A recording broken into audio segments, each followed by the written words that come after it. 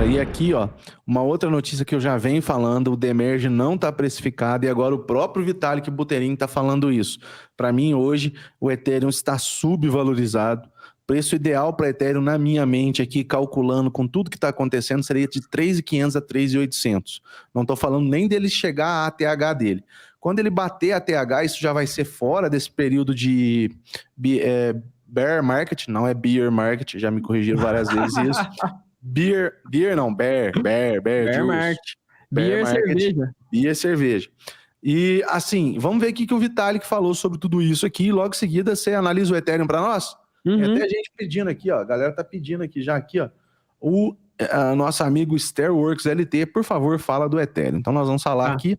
O co-criador da Ethereum, Vitalik Buterin, considera que o preço do Ethereum está muito baixo. Por isso, ele acredita que a atualização do Demerge ainda não foi precificada no Ethereum, ou seja, a criptomoeda ainda tem espaço para alta. Buterin explicou que o Demerge é um dos passos fundamentais para a chegada do Ethereum 2.0. Por meio do evento, o Ethereum passará do Proof of Work para o Proof of Stake. Ainda não está refletindo o preço da Ethereum. Isso só nos dá termos de mercado, mas também em termos psicológicos e narrativos. Ethereum é tão esperado, e o tão esperado Demerge, né? De acordo com o Vitalik, o Demerge não é mais uma promessa, mas sim uma realidade. Segundo ele, o sentimento do mercado e dos desenvolvedores é muito positivo com relação ao Demerge e a maioria acredita que será um sucesso. De certa forma, em termos narrativos, acho que o preço do Ethereum não vai subir antes do Demerge. Somente quando isso acontecer, muitas pessoas vão mudar de ideia e ver que realmente o Ethereum agora é POS. Eu também acredito que o pessoal só vai dar o valor ao Ethereum quando vê que não tem Ethereum na praça. Por enquanto, ninguém está botando muita fé, não. Vai subir, mas não sei quanto. Mas a hora que começar a precisar trancar Ethereum para minerar, vocês vão ver que vai... Cara, para você entrar numa mineração sozinho, nós estamos falando de 32 Ethereums. A gente fez as contas esses dias, é quase 300 mil reais.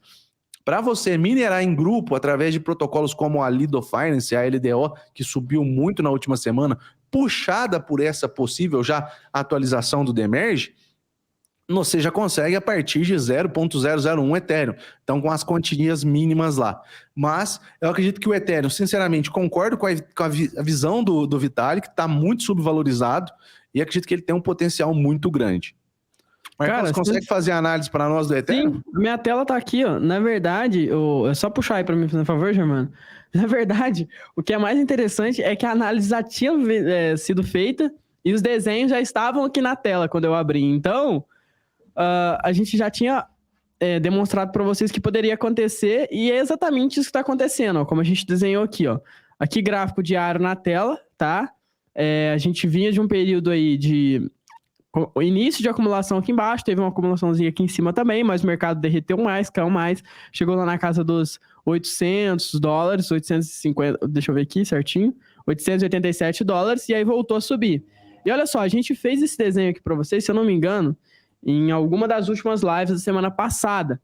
E o movimento, ele tá acontecendo exatamente da maneira que a gente desenhou. Então, nesse curto prazo, vem aqui pra gente um movimento de queda na nossa visão e na nossa análise gráfica. É claro que isso aqui depende totalmente do Bitcoin. Depende totalmente do Bitcoin, tá? Então, a gente tem que tomar muito cuidado. Mas, ó, o que eu posso mostrar para vocês? Olha só, aqui do lado eu tenho algumas informações que eu analiso no intraday, tá? Por quê? Lembra que eu falei para você que se o dia vai ser de alta ou de baixa, isso vai depender dos grandes investidores. Então, a gente tem que analisar os sentimentos dos grandes investidores. E os grandes investidores, eles pensam assim, os dados, no dia, eles são positivos ou são negativos? Se os dados forem negativos, eles não se expõem no mercado porque é um dia de risco. Se os dados forem positivos, eles se expõem em mercados voláteis porque os dados são positivos, tá? Então, é um dia que não tem tanto risco assim. Eu consigo medir alguns dados, alguns parâmetros que me ajudam no intraday aqui, ó. Tô mostrando aqui para vocês, ó, intraday dentro da TradingView. E olha só, turma, aqui eu tenho o TRIN, tá? Eu não vou explicar para vocês tecnicamente como funciona o TRIN, porque dá um trabalho doido. É um indicador que eu utilizo na Bolsa de Nova York, que é a maior bolsa do mundo, né? A famosa Wall Street. E ele me mostra a volatilidade, né? Ele pega ali preço, compara com volume e traça alguns valores para mim, alguns preços.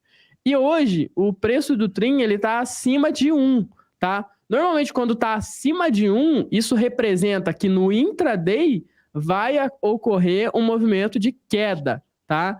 Vai ocorrer um movimento de queda no intraday. Mostra que o preço ele tá muito distante do volume, tá? Ou seja, a gente está numa possível bolha no curtíssimo prazo. Isso aqui intraday, tá? E o PCC, né? PCC até parece, olhando aqui no Brasil, como um indicador ruim, né? PCC, pô, que indicador que é esse? E o PCC, ele mostra pra gente a diferença entre compradores e vendedores do mercado de opções, tá? Eu não sei se vocês já ouviram, mas existe um tipo de mercado dentro do mercado financeiro chamado mercado de opções, e para cripto também tem um mercado de opções. Esse mercado, ele simplesmente precifica o futuro com as puts e as calls, operações de direito de compra no futuro e direito de venda no futuro. E o que eu estou vendo aqui nesse exato momento é que o indicador PCC, ele também está me mostrando que no intraday, para o curtíssimo prazo, a gente pode ver uma queda, tá? Por quê, Marcos? Porque ele está abaixo de 1, beleza? Aqui eu tenho outros dados, como o LSI em relação ao GLD, que é o setor de madeira em relação ao ouro, tá? É um indicador que a gente utiliza também, ele está desvalorização de 1,11% nesse exato momento.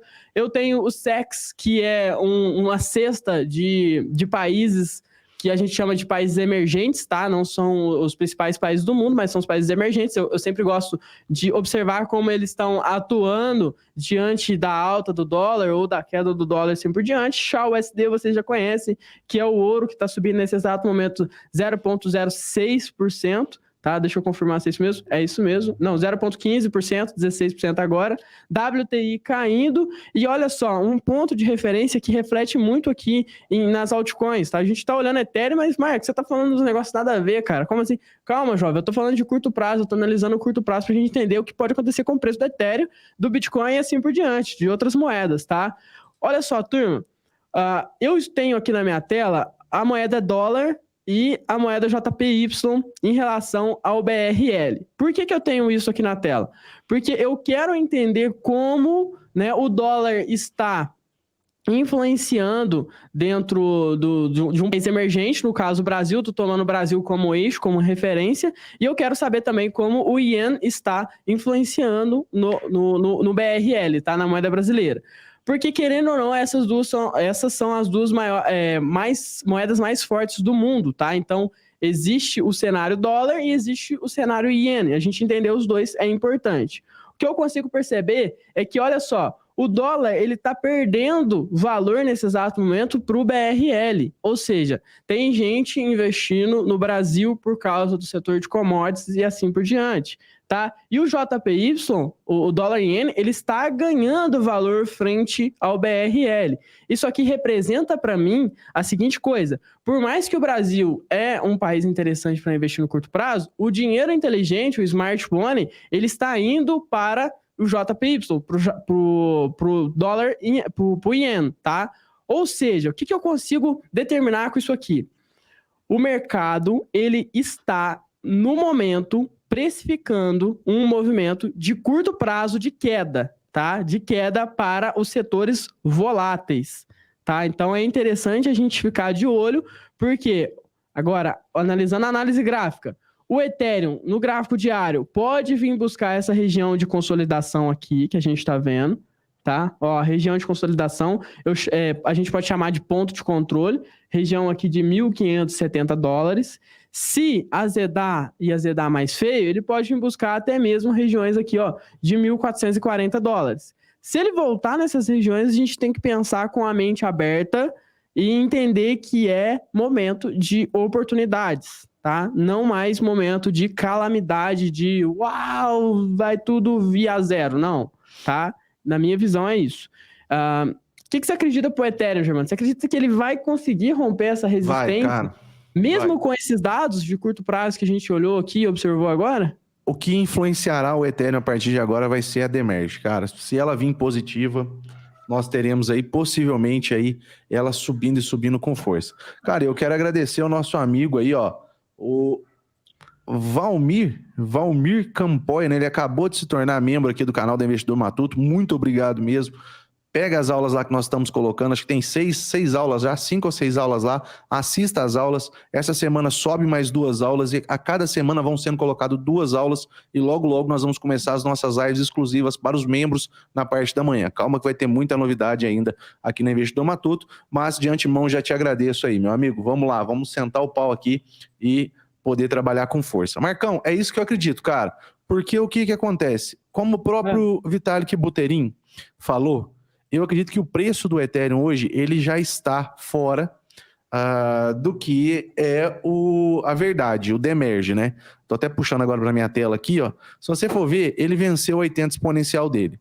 Se ele permanecer por aqui, já é legal. O negócio é o seguinte, o problema é que o Bitico tá ficando muito para trás das demais criptomoedas. Por que eu tô falando isso?